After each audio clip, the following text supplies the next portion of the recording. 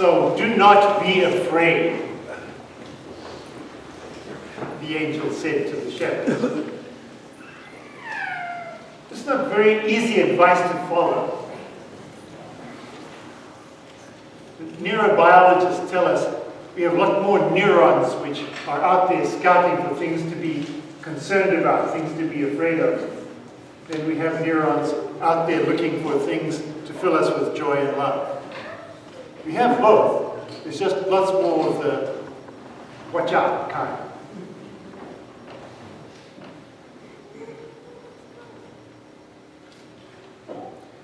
And if you are feeling fearful and anxious, just having somebody out there saying, don't be afraid, usually doesn't help that much. Right? So your child wakes up at night with a nightmare and is crying from the other room, Mommy, Daddy, and you say to him, don't be afraid, go to sleep. How well is that going to work? Not very. When life seems out of control for you, and you're worried about what will happen and how you will respond, if somebody simply says to you, oh, don't worry, things will turn out fine, how helpful is that? So what helps is to go into your child's room, to get into bed, hold them, and from being really connected to say, it's okay, you'll be all right. Or for somebody to tell you, firstly to listen to what is it that's happening? Why are you so afraid? What is going on with you? And then to get right up alongside you and say, that sounds really hard. I wonder if it is in some way that God might be with you, helping you through this time. From a position of connecting and touching and being alongside. It can be helpful. So that's what we're celebrating today. Not a remote God that gives us instructions and tells us how to be somebody other than we are. But a God that comes to join us in this human life that we live. That is born among us in the person of Jesus. Who grows up, who knows what it is to be hungry, to work hard, to love, and to be betrayed, to be alone, to be beaten, and to be killed.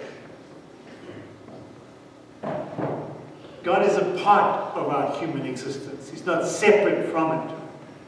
And He sent His only Son, Jesus, to be with us so that we might trust that we are not alone on this journey through life. That God is with us. That's what we're celebrating here today. God is with us. It's not far away.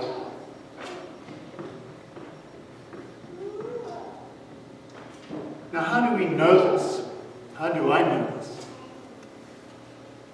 Well, I know it through people who have believed the good news and who live it and who invited me into it, who were close to me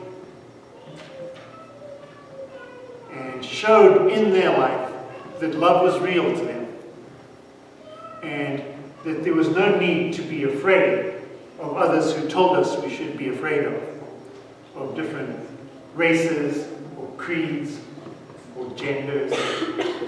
That in fact, we are one family. We don't need to be afraid of each other.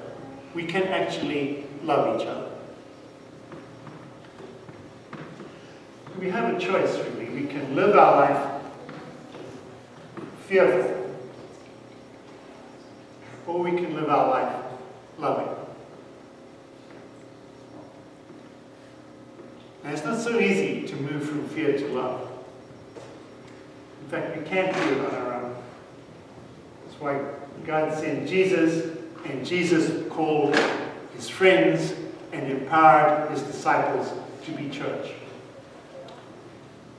That's why those of us who come here regularly do on Sunday mornings. We come into this place which reminds us that we are loved and gives us an opportunity to exercise our hearts as we love one another. And then we, as best we can, live out that love, embody that love to those outside. For me, weekly practice of communion with you all is helpful. It's necessary, and it's not sufficient. For me, I need the daily practice of prayer, breathing God's love in and letting it come out again, regularly, each day.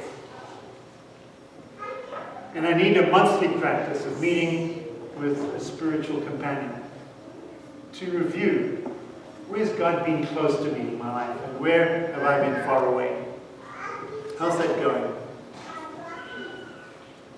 And I need an annual practice of taking time on retreat to come closer to the God who's always close to me. And I need to be giving that love away, because love, if it's kept for myself, evaporates. It's only as we give that love away that it grows and the channels of love form deeper into our beings.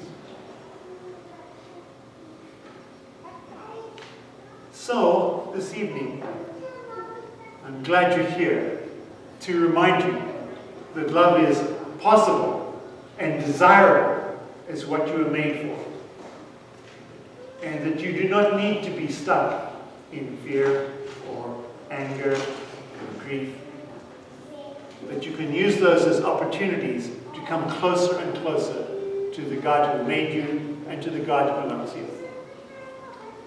And I hope you will find a faith community, this one if you're here, others if it works better for you, where you can practice each week. I hope you make time each day to be with God, and to give that love away.